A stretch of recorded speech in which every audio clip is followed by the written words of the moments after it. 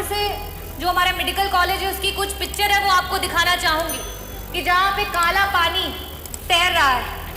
जो बिल्डिंग्स हैं वो बनने से पहले खंडहर हो चुकी है। जो बार बार आप ये कहते हैं कि हमने मेडिकल कॉलेजेस बना दिए, जिला अस्पताल बना दिए, उन जिला अस्पतालों और मेडिकल कॉलेजेस की क्या स्थिति है? हम मरीजों को क्या ठीक करेंगे? मंत्री जी, हमारे तो डॉक्टर बीमार हो रहे हैं, कभी डेंगू, कभी मलेरिया और कभी जॉन्डिस से। It is really shame for the UP health minister and the department of health ministry. और आज सेंट्रल में तीसरे टेन्योर के बाद भी अगर मेडिकल कॉलेजेस की ये स्थिति है, definitely a shame for this सरकार।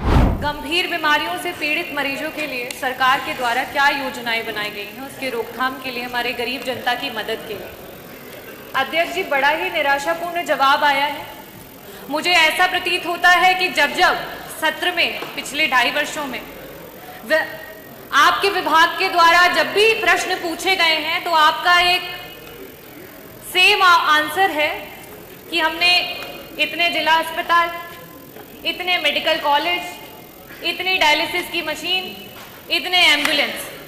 अध्यक्ष जी, मेरा बड़ा ही स्पष्ट सा सवाल था, और अगर आपने ये बताया है कि आपके इतने जिला अस्पताल, इतने मेडिकल कॉलेजेस हैं, तो मैं इस सदन के माध्यम से जौनपुर से जो हमारा मेडिकल कॉलेज है उसकी कुछ पिक्चर है वो आपको दिखाना चाहूंगी कि जहां पे काला पानी तैर रहा है। जो बिल्डिंग्स हैं वो बनने से पहले खंडहर हो चुकी हैं, ये स्थिति है। और आप इसे गिना करके जवाब देना चाहते हैं कि आप अपने विभाग में क्या कार्य कर रहे हैं। मैं ये टेबल कर दूंगी अध्यक्ष जी, ताकि ये मंत्री जी के पास जो असली पिक्चर्स है वो पहुंचे और उन्हें पता चले कि जो बार बार आप ये कहते हैं कि हमने मेडिकल कॉलेजेस बना दिए, जिला अस्पताल बना दिए, उन जिला अस्पतालों और मेडिकल कॉलेजेस की क्या स्थिति है। कुछ दिन पहले वहां के बच्चे धरना दे रहे थे, जिन्हें हम देश का भविष्य और आगे मेडिकल कॉलेजेस में एज ए डॉक्टर देखने वाले हैं। आज उनके पास ना शुद्ध पेयजल है, ना बिजली है, ना पानी है। हम मरीजों को क्या ठीक करेंगे? मंत्री जी, हमारे तो डॉक्टर बीमार हो रहे हैं, कभी डेंगू, कभी मलेरिया और कभी जॉन्डिस से। ये स्थिति है। अध्यक्ष जी, it is really shame for the UP health minister and the department of health ministry. और आज सेंट्रल में तीसरे टेन्योर के बाद भी अगर मेडिकल कॉलेजेस की ये स्थिति है, definitely a shame for this सरकार कि आप इस तरीके की स्थिति ला करके रखी है आपने। अध्यक्ष जी, जवाब में इन्हें ये देना चाहिए था कि गंभीर बीमारियों के लिए जो हमारे डॉक्टर्स होते हैं, चाहे वो पैलिएटिव मेडिसिन के डॉक्टर्स हों, चाहे आपके ऑन्को सर्जन्स हो, ऑन्कोलॉजिस्ट हो, गायनेकोलॉजिस्ट हो, न्यूरो एनेस्थीसिया डिपार्टमेंट के डॉक्टर्स हो, चाहे आपके कार्डियो सर्जन्स हो, सीटीवीएस के सर्जन्स हो, आपने कितने डॉक्टर्स को बढ़ा, कितने डॉक्टर्स को आपने बढ़ाया?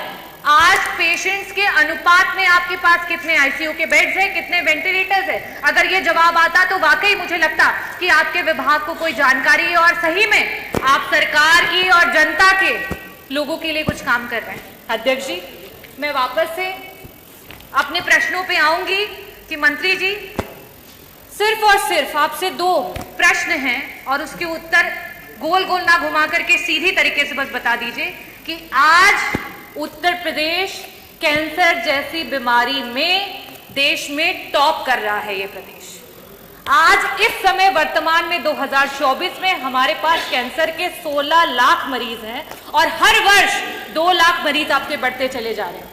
और इन गरीब मरीजों के पास ना तो पैसा है इलाज कराने के लिए और ना अस्पतालों में बेड्स। इन परिस्थितियों में अगर वो मरीज किसी प्राइवेट अस्पताल में जाता है, बड़ा बड़ा एस्टिमेट मिलता है। क्या सरकार कैंसर के सारे उत्तर प्रदेश के मरीजों को उनका जो एस्टिमेट जहां से भी बन करके आता है उसका एक मुश्त में पैसा उपलब्ध कराएगी कि नहीं कराएगी?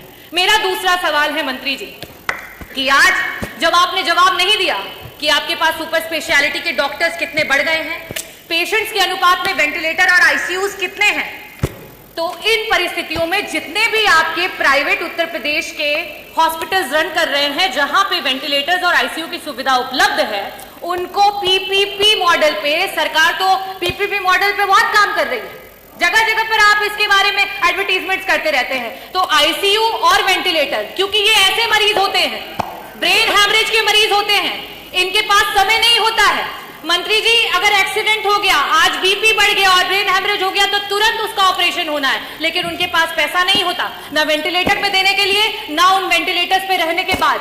तो मैं आपसे ये अनुरोध करना चाहूंगी कि पीपीपी मॉडल पे जितने भी हमारे प्राइवेट हॉस्पिटल्स हैं उनको ऐड करते हुए हमारे मरीजों को मुफ्त में इलाज और समय पर इलाज दिलाने के लिए क्या सरकार काम करेगी? बहुत बहुत धन्यवाद।